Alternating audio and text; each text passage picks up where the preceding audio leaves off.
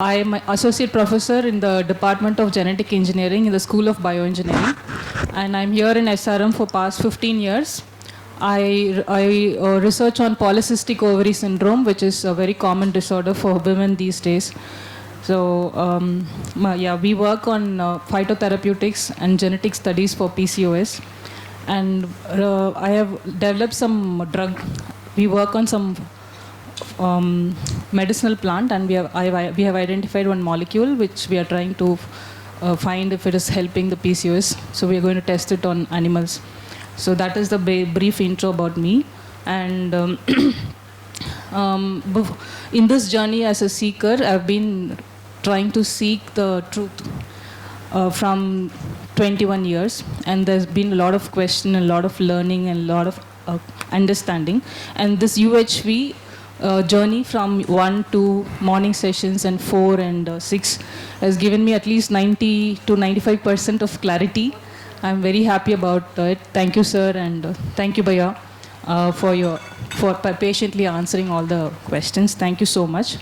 And for the different schools, for this question, for different schools of psychology, how it helped me and to what extent this understanding of psychology. This semester I'm given this behavioral psychology course I have to handle for my third year students. So before this we had this behavior psychology workshop for 1 week, and more than there they were doing a lot of activity based work. Here I got more clarity, so I'll be able to handle the students very comfortably. And with this can you be specific about what your takeaway is from this? Yes, sir. Yeah. So the structuralism and functionalism. So these structuralism, what we can, I've understood is, so we have to self-introspect and dissect ourselves to the lowest possible position, and we have to identify where we are and how people, especially how they react, what is their behavior based upon the self-interaction or self-introspection. And in functionalism, over the years, people have understood that humans behave this way mainly because of the evolutionary process also. So it's because of the bodily development over the years we have developed from animals. So because of the evolution that we behave this way, so it is now important to go up to the human consciousness from the animal consciousness, so to a higher level of evolution. And in psychodynamics, so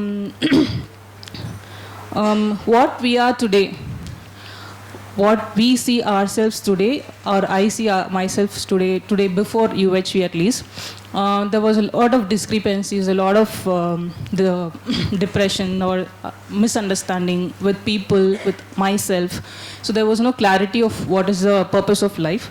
That's mainly with this understanding we find that it's psychodynamic behavior, what we have been carried on from our childhood, from it could be because of the childhood trauma, it could be because of the development through the process of our growth. So that is a psychodynamic behavior that we show up as a person. So with UHV we will be able to understand that it is because of the sanskar, and we can easily overcome that by going according to the larger order. And the behaviorism,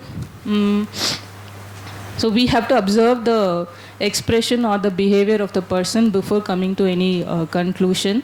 And socio-cultural psychology, so according to this, human beings are pressurized or undergoing peer pressure, so they behave accordingly. So I would like to just give one example. Like many people now are having infertility issues, so as soon as somebody is getting married, so we have to stop asking some questions like this, whether you have children. There are some certain questions that we have to identify and not ask people in this era, because many people are facing this problem. So we should stop avoiding body shaming, asking questions about baby. So that social pressure we have to take off so that people can live happily. And cognitive psychology, study of mental processes including perception, thinking, memory, and judgment. So we have to go to the self and then see how what is the cognitive capacity of a person, and then decide the psychological behavior of that person. And the limitations with these social schools of psychology, I find it's mostly superficial, talking about only the expression of the psychic behavior, but they are not addressing the therapy. So they're not going at the root cause, they're only checking the outcome. So if they go into the root cause and give the therapy according to the root cause, then it will be useful for everybody. And specific sharing, Bhaiya, after UHV, now I don't fight with my mom very often. Because previously there used to be a lot of misunderstanding between me and her. And now I understand that that is her sanskar. And this is my sanskar. So accordingly, I have to understand rightly. And then I'm now doing all my duties towards her. Even though there is misunderstanding, I'm able to easily overcome. Thank you. Very nice, Ushaji. Thank you. Thank you.